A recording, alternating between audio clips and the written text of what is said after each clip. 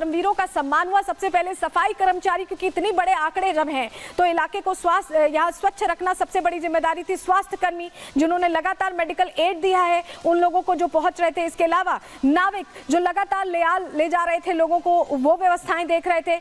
वहीं bus drivers को भी, क्योंकि इनका कोई समय नहीं था, ये समय सीमा से बंधे नहीं थे, 24 घंटे इन्होंने काम किया, लोगों के लिए काम किया, व्यवस्थाएं ठीक करने के लिए काम किया है। पुलिस कर्मियों को भी यहाँ सम्मानित किया गया। इसके अलावा वॉलेंटियर्स थे जो खुद सेवा कर रहे थे लोगों की, उन्हें सही जगह पहुंचा रहे थे। सभी का सम्मान करते हुए ये मैसेज दिया गया है कि कर्मवीरों का ये जो योगदान है वो हमेशा याद रखा जाएगा और उनकी महत्ता बनी रहेगी हमेशा, क्योंकि उनकी वजह से इस तरह के कार्यक्रम सफल हो पाते हैं। उनकी मेहनत इसके पीछे होती है और उसको एक्नॉलेज करना, उसको पहचानना यहाँ योगी आदित्यनाथ ने बहुत जरूरी समझा। अपने आप में ये बड़ी बात है। और इस बीच आपको जरा 4 तस्वीरें अब दिखाने जा रहे हैं। ये 4 तस्वीरें इसलिए अहम हो जाती है क्योंकि अब जब समापन हो गया है तो स्वच्छता यहाँ पर जरूरी थी। तो माँ गंगा की सफाई की गई है, ये तस्वीर देखिए, माँ गंगा की जहाँ सफाई की गई है वहीं संगम तट की सफाई की गई। माँ गंगा की आरती भी की योगी आदित्यनाथ ने और श्रमिकों के साथ भोजन भी किया उन्होंने। तो उन्होंने ससम्मान हर चीज का ध्यान रखा है। आम जो एक नेता होता है वो जनता से जुड़ा होता है, जनता से बना होता है। और देखिए यहाँ उसी को यहाँ पर दिखाते हुए योगी आदित्यनाथ, क्योंकि वो सफाई भी कर रहे हैं और कर्मवीरों के साथ समय भी बिता रहे हैं, क्योंकि उन्होंने बहुत मेहनत की है और उसको सम्मान देना यहाँ योगी आदित्यनाथ ने जरूरी समझा। इस बीच आप ये भी देखिए कि यहाँ पर 3 बड़े रिकॉर्ड संगम में जिस तरह से ये स्नान ध्यान हुआ है उसमें बने। महाकुंभ 2025 में 3 गिनीज वर्ल्ड रिकॉर्ड बन गए हैं।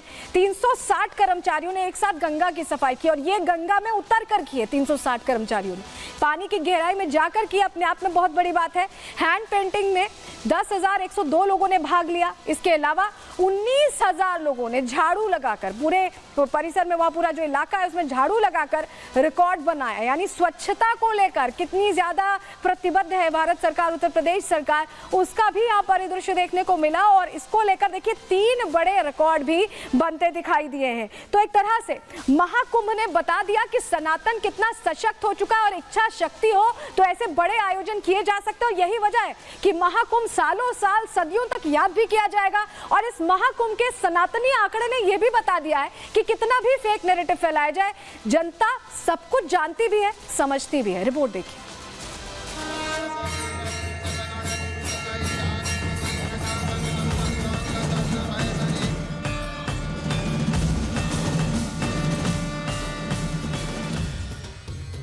संगम के तट पर 144 साल बाद विशेष महाकुंभ का आयोजन हुआ। इस आयोजन से सनातन शिखर पर पहुंचा। पीएम मोदी और सीएम योगी की इच्छा शक्ति के दम पर 66 करोड़ हिंदू एक शहर में जुटे, आस्था की डुबकी लगाई और वो कीर्तिमान गढ़ दिया जो इंडी गठबंधन के लिए बड़ा सरदर्द बन गया। किसी भी सनातनी आयोजन में 66 करोड़ हिंदुओं का इकट्ठा होना ये बता रहा है कि पीएम मोदी और सीएम योगी ने इस बार बिना कोई नारा दिए हिंदुओं को एकजुट कर दिया। हिंदुत्व को लेकर बीजेपी की ऐसी प्लानिंग विपक्ष को डरा रही है। धर्म और जाति की राजनीति करने वाली इंडी गठबंधन पूरे 45 दिन कुंभ को लेकर दुष्प्रचार करती रही, हिंदुओं को धर्म पथ से हटाने के लिए फेक नैरेटिव फैलाती रही। लेकिन विपक्ष की सारी कोशिशें ढाक के 3 पात साबित हुई हैं। महाकुंभ में पहुंचा हर हिंदू इस आयोजन से अभिभूत था। कुंभ की सफलता का अंदाजा इस बात से लगाया जा सकता है कि महाकुंभ के बाद पीएम मोदी और सीएम योगी की गारंटी पर देशवासियों को पूरा भरोसा हो चला है। यही वजह है कि हिंदू खुलकर कह रहा है कि जो हिंदुओं की सुनेगा हिंदू से चुनेगा। बढ़िया रहा, 4 बार आ गया मैं। 4 बार आ चुके हैं। हाँ, क्या कहेंगे व्यवस्थाओं को? बढ़िया, टन मजा आ गया। हमारा अनुभव बहुत अच्छा रहा। ये साल एकदम जो कुंभ हुआ है ना, वो इतनी पब्लिक आज तक हमने देखी नहीं है। इस प्रोग्राम को सफल बनाया उन्होंने, कोई गंदगी हमको तो ऐसा कुछ दिखा नहीं।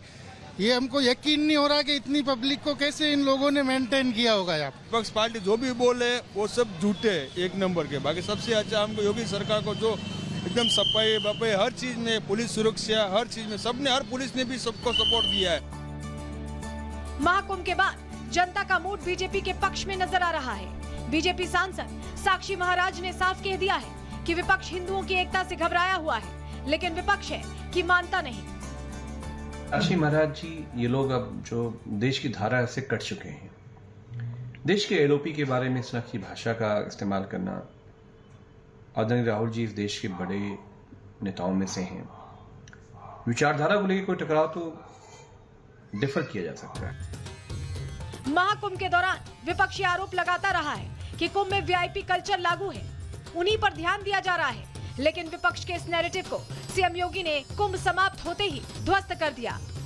जब बात व्यवस्था और आस्था की थी तो सीएम योगी अपनी कैबिनेट के साथ कुंभ पहुंचे।